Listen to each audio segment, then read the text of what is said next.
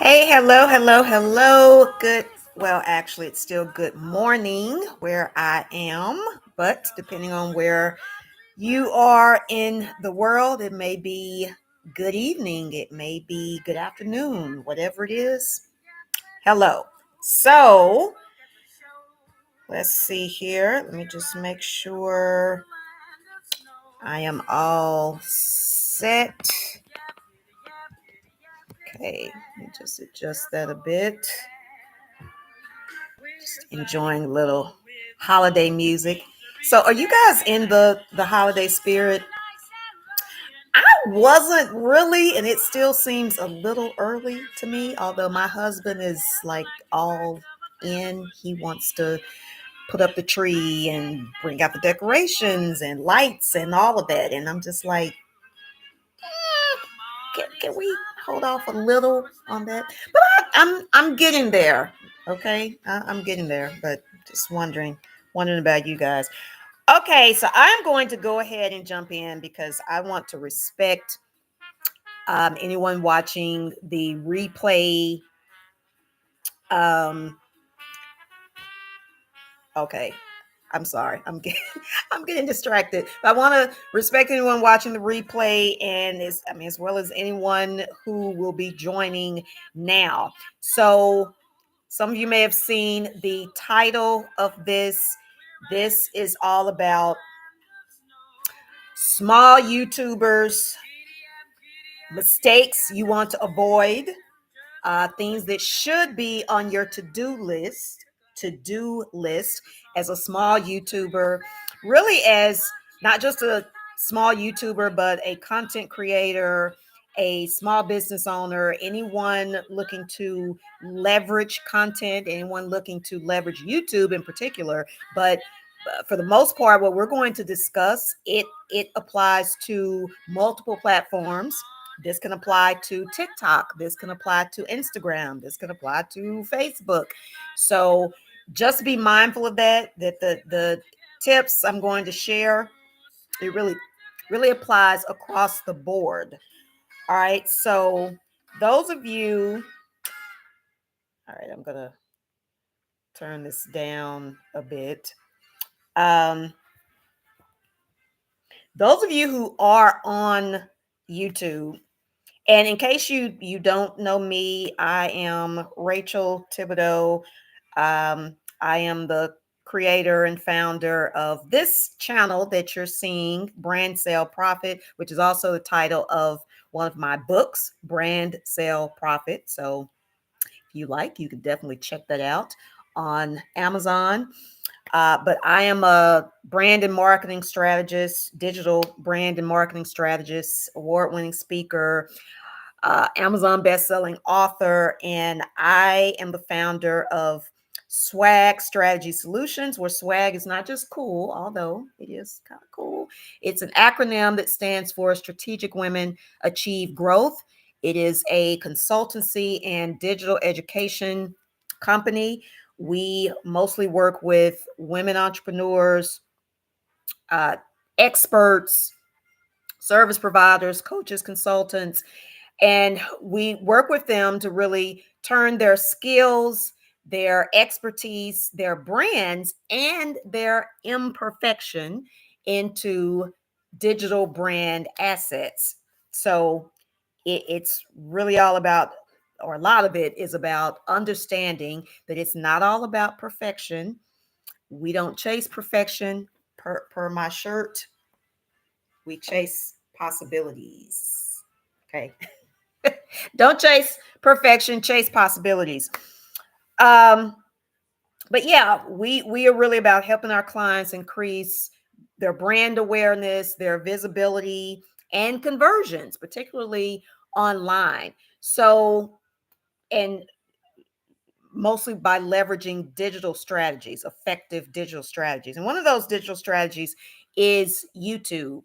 I am revisiting YouTube because I've been on YouTube for like almost 10 years, probably 9 or so I've been on YouTube. But of course, I haven't been, well, I shouldn't say of course. although this is the case for a number of other people as well. But I haven't been consistent, or I had not been consistent throughout that whole time. I'd be consistent for a little while and then I wouldn't. And then I really hadn't been consistent for several years while on YouTube. I kind of walked away from YouTube because just wasn't gaining the traction that I wanted to see. I wasn't getting the results I wanted to see.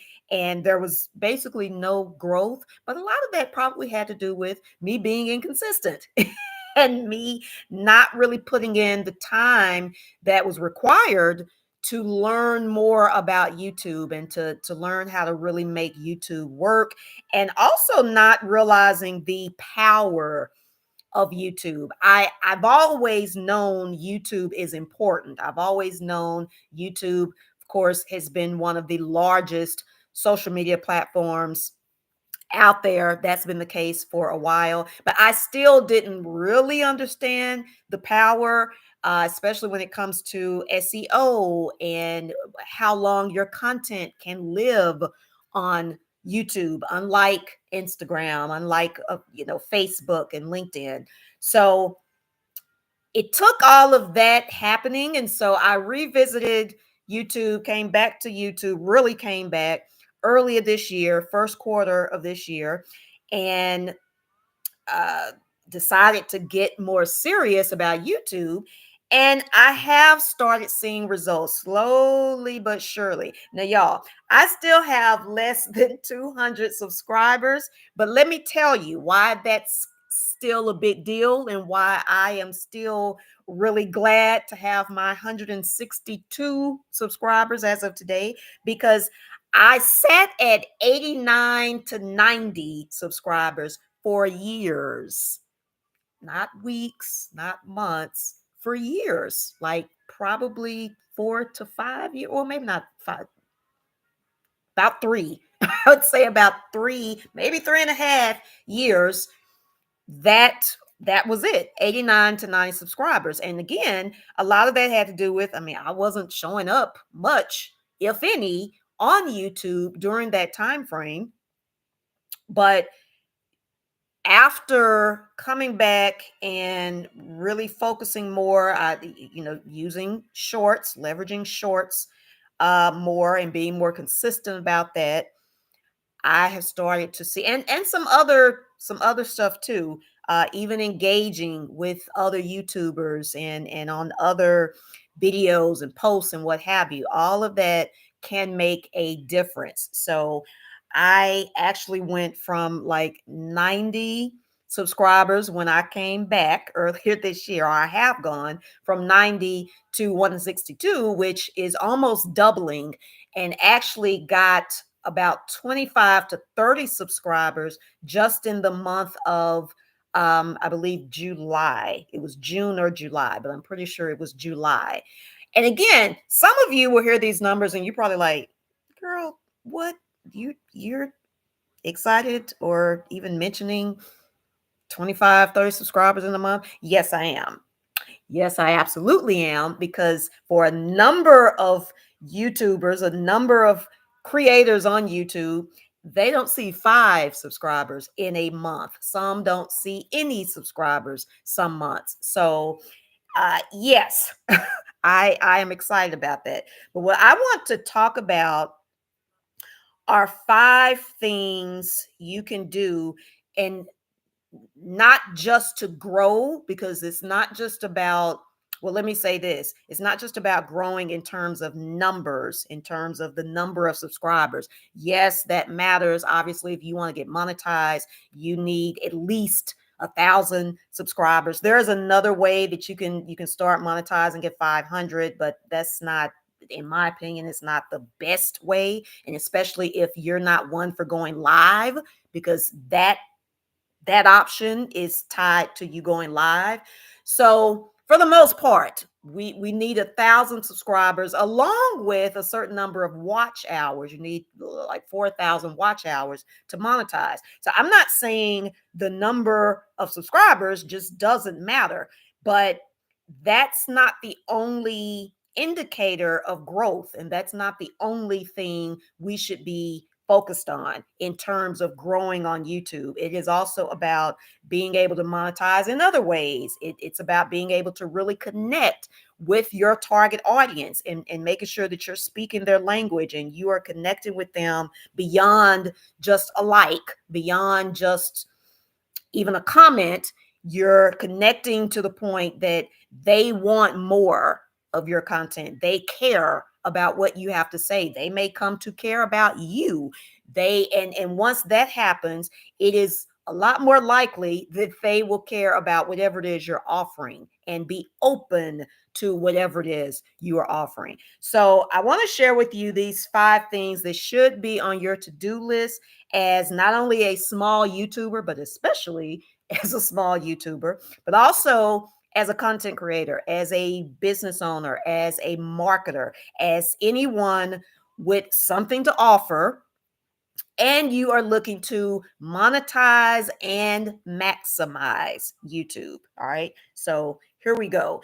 And this is also related to another video I did recently where I talked a lot about Dash, who is a YouTuber here and who started out as a small YouTuber just like a couple of months ago. Like her growth has just exploded like in probably less than 60-90 days or so.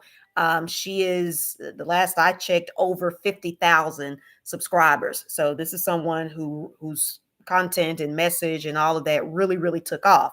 So this is kind of modeled after her, and it, well, not after her, but it is based upon observations, a lot of observations I made of her content and a couple of others too, a few others as well. And it really speaks to some changes happening on YouTube. So let's jump in.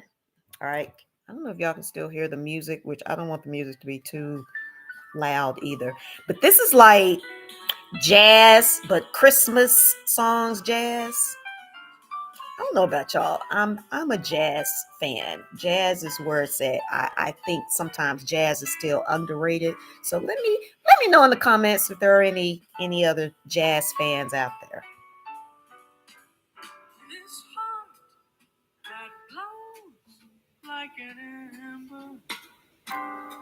Okay, all right. If y'all don't know me, I can crack my own self up.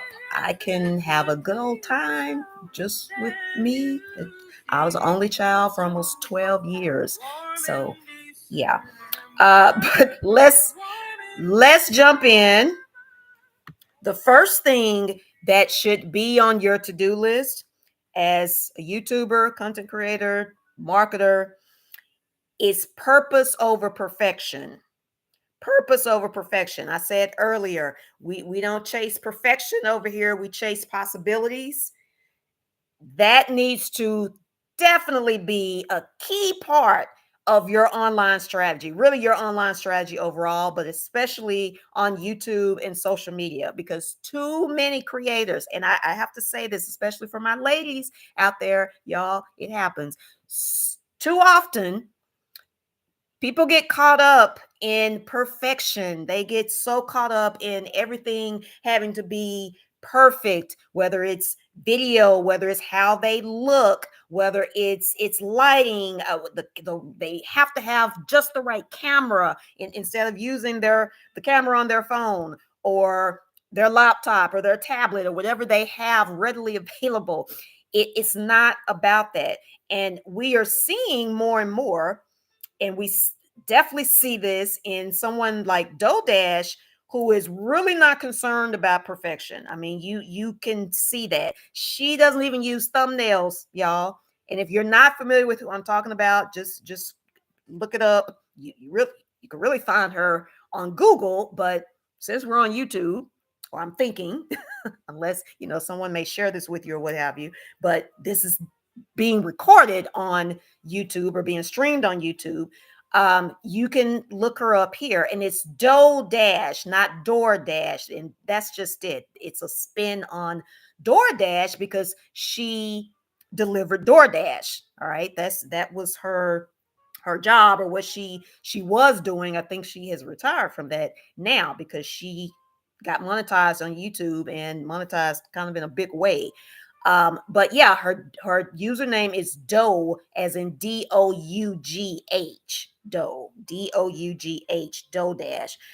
But she doesn't even use thumbnails, which is like a big thing among seasoned, some successful YouTubers. You have to have a thumbnail. You need to have, not just have any old thumbnail. You need to have a really good thumbnail, and one that grabs attention. Yada yada yada.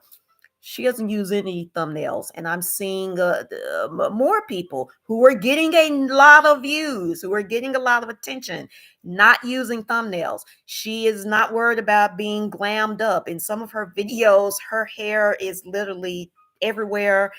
I mean, it's this whole thing where the focus is really more on getting the message out, getting the content out, not getting perfect content out, getting it out, and depending on the message itself to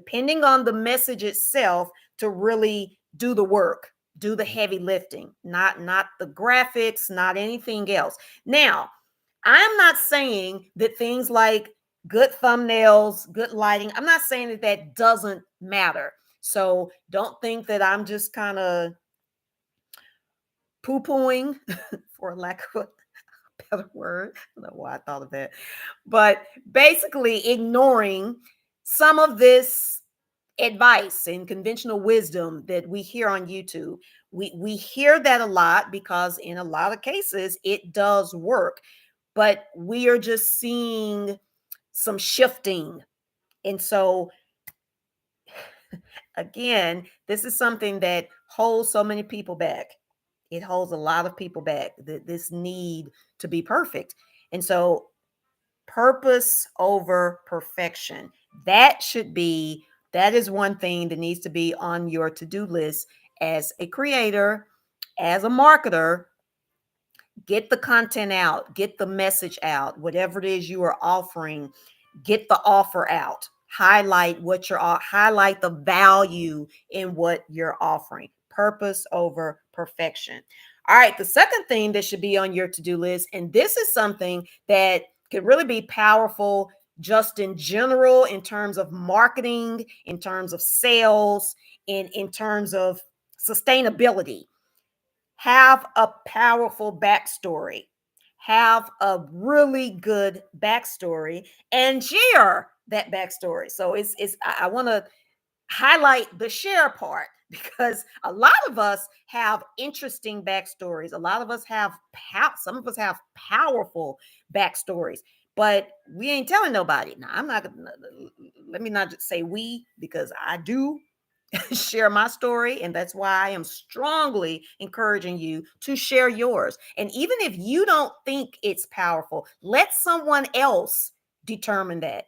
Let your audience determine just how powerful your story is, because there are a number of people who discount themselves so much. And again, I have to talk about my ladies. I'm not trying to pick on my ladies, but I kind of am. And this is just because, one, I am a woman, and two, I work with a lot of ladies. So I see this. I also spent over 15 years in corporate America in a pretty male dominated field, financial services.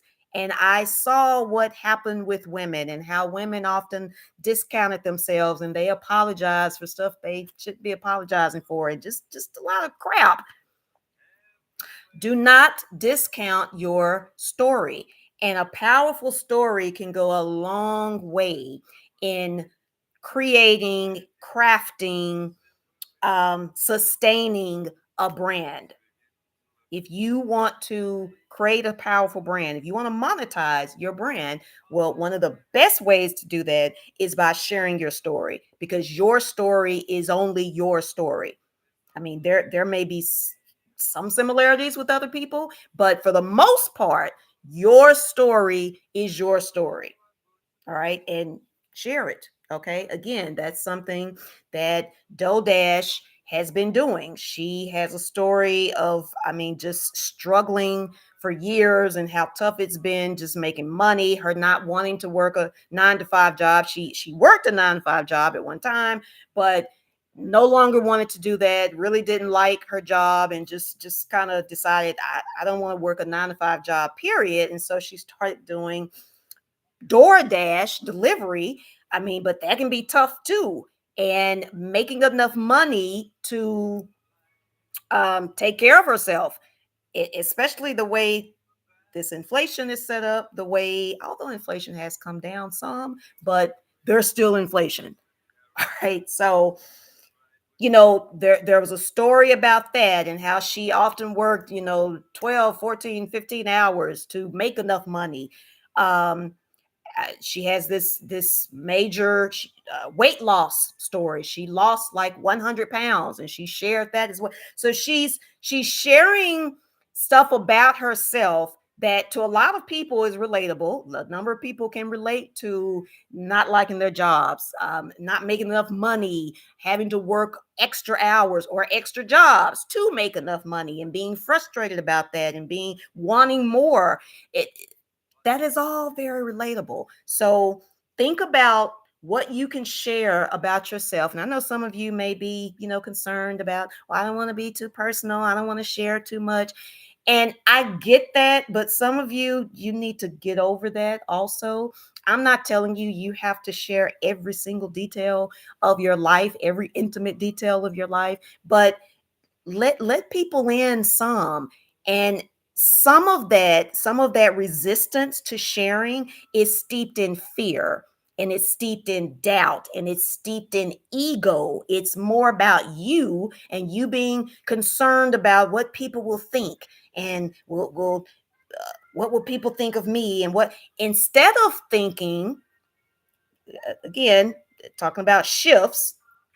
Shift your mindset to wonder and think about, how can this help someone else? How can this have an impact on someone else? How can I help someone else avoid mistakes that I've made?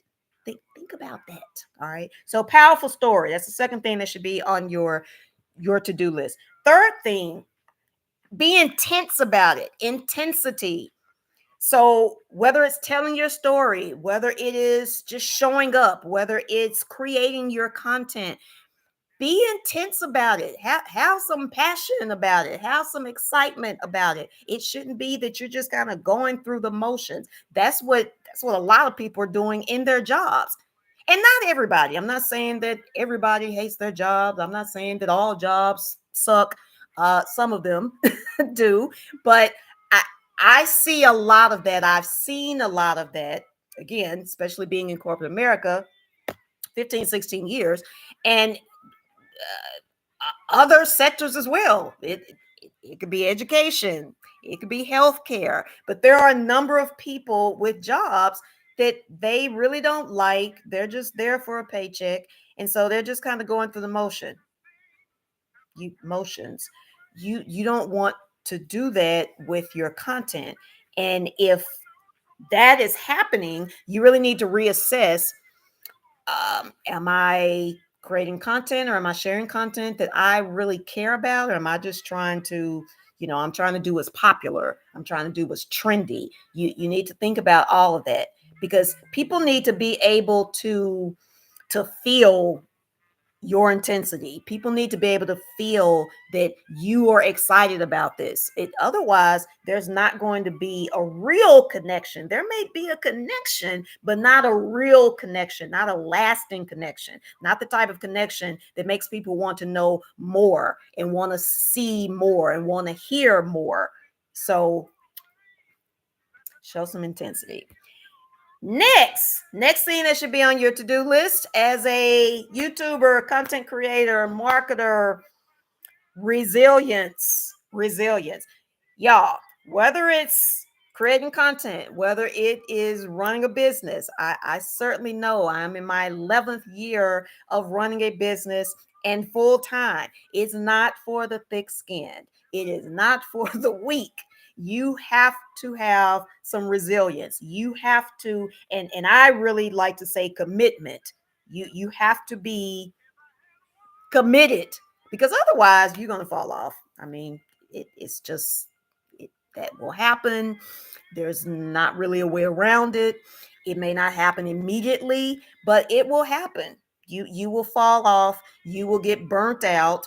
It, because it requires success as a business owner, as an entrepreneur, as a content creator, as an author, a speaker, anyone doing something that can potentially be life changing, that can potentially be business changing, that can potentially have a lasting effect on people, on a group, on a community, on the freaking world. It requires some work. It requires a lot.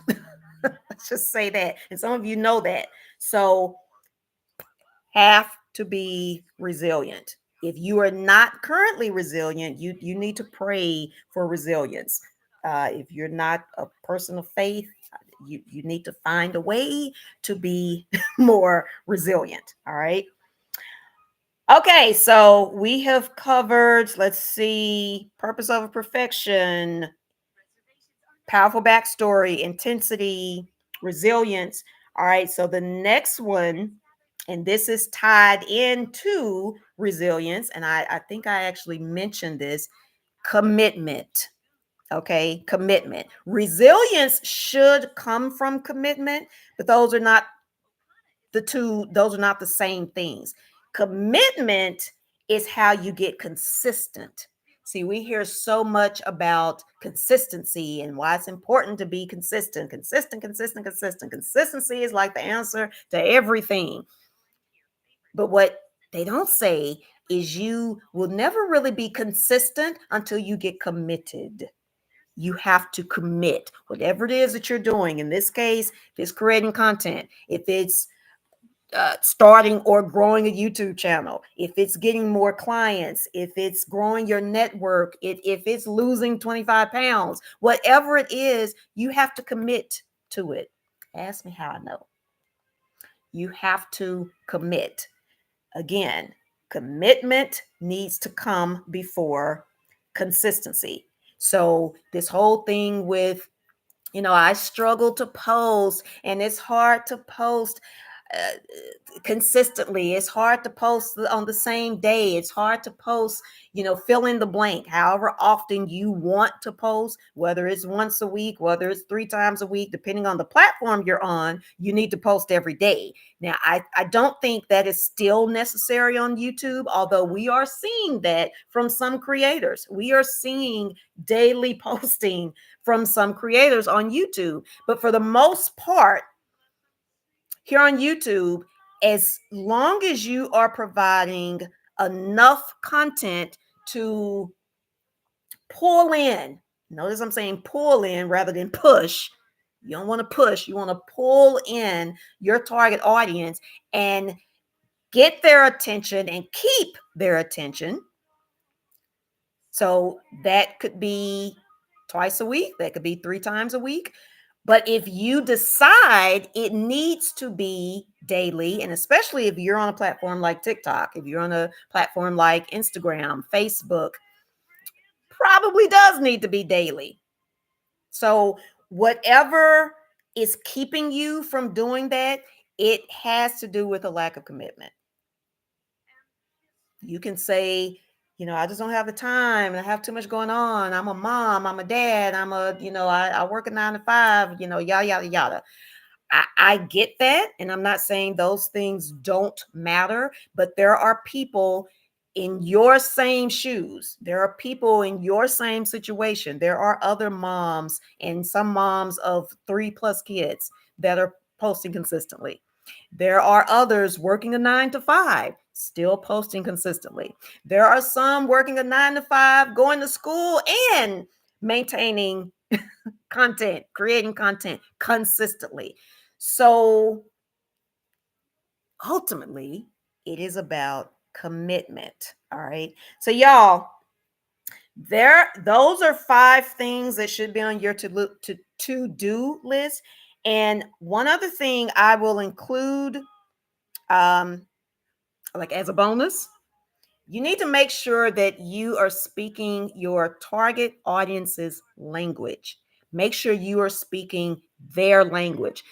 That's not always going to be your language. Now, in a lot of cases, it will be, but it depends on who you are targeting, who you are most trying to reach, who is your dream client, your dream buyer, and as I like to say, your most profitable client, your most profitable buyer. This is why you need to know that person, that group, but really start with one person in your mind. Think of one person. That's why you need to know that person inside and out. You need to know more about them than just their age, their income, whether they're married or not, their location. That can come into play, but you need to know what makes them tick, what is potentially keeping them up at night, why they are not staying up at night, why they are sleeping like a baby. You need to know what they enjoy, what are their dreams, what are their fears, their concerns. All of that will help you to speak to them in a relatable way. And that is super important, because if you're talking over them, if you're talking under them, if you're talking around them, you're not connecting with them. So that's the other thing. Make sure that you know how to speak their language. And that even goes to, some of the slang that's used, some of the common sayings that are used, especially on social media. Everybody doesn't necessarily use those terms, the colloquialisms. This is why you need to know who you are talking to. All right, so you need to know how to speak their language. And ultimately, something I've noticed with Dodash, she is not as concerned about a niche, so to speak. I don't think she's really defined a niche. And that's something else that is strongly encouraged as a brand and marketing strategist. I'm very big on niching down, about getting clear about your niche and what that is. But realize, if you really master this, and if you really know your audience well, in a way, you can become the niche. And another niche that I think it's really broad, but again, if you are strategic and if you really know how to, finagle that thing, motivation can be a great niche. And that's what I kind of see as her niche, because really in everything she's talking about, I mean, she talks a lot about growing on YouTube and leveraging YouTube and how YouTube has changed her life, blah blah blah. But in all of that, in a lot of that, is motivation. She's motivating people to do, what it is that maybe they've been afraid of, or they didn't think that they could do it, and especially for people who are quote unquote underdogs, people who may not be expected to do as well, because maybe they have some kind of disadvantage, or they were not given a silver spoon, or had a silver spoon passed on to them. So a lot of it is about motivation, but even with that, there's a way to do that to where you really connect with people. So hopefully this has been helpful. I would love to hear from you. what about this resonated? What about this you found helpful, beneficial? And I strongly encourage you to subscribe if you have not already done so, especially if you are a content creator, if you are a small business owner, if you're a woman in business, a female founder, if you are a coach, a consultant, if you are someone looking to turn your skills, your expertise, your flaws as well into brand assets, well, then this is the place for you. So I invite you to subscribe. I invite you to check out more of the videos, check out the channel. You can also go to digitalassets.pay.me, digitalassets.pay.me. There are some great resources there that you can take advantage of. And let me see, just okay, I just wanted to double check, see if there are any questions or anything. I don't see any at this time. So until next time, I am Rachel Thibodeau, again, founder of Swag Strategy Solutions. I was getting ready to say of Brand Sale Profit, which is the channel, the YouTube channel, and also the title of my book. But this is Rachel Thibodeau saying, until next time, take care and take some action.